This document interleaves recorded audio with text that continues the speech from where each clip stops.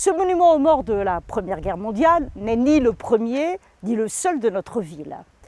Un précédent monument, situé au carrefour de l'avenue Jules Gravreau et la Roumesse, fut édifié dès 1915 par la volonté de Jules Gravreau, le fondateur de la Roseraie et le propriétaire de la maison Empire, aujourd'hui résidence de sous-préfet.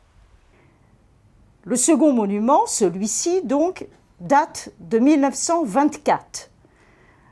Son édification tardive, 6 ans après la fin de la guerre, se justifie d'abord par le coût. Ensuite, l'après-guerre se caractérise par la restitution progressive et parfois difficile des corps de soldats morts au combat. Certains, par ailleurs, ne seront jamais retrouvés. C'est pourquoi, si la volonté d'édifier un monument en hommage aux morts pour la France de 14-18 est évidente, à Laï comme ailleurs, la réalisation est quelque peu compliquée. Le monument est l'œuvre du sculpteur Arthur Bullard, comme le rappelle la plaque placée aujourd'hui au niveau de l'ossuaire communal, où repose depuis 1958 l'artiste.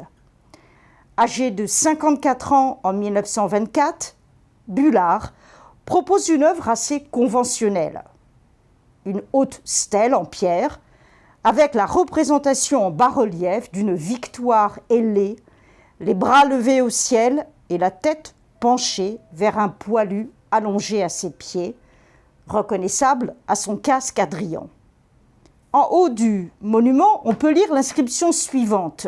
« La ville de La Île-et-Rose à ses enfants morts pour la France ».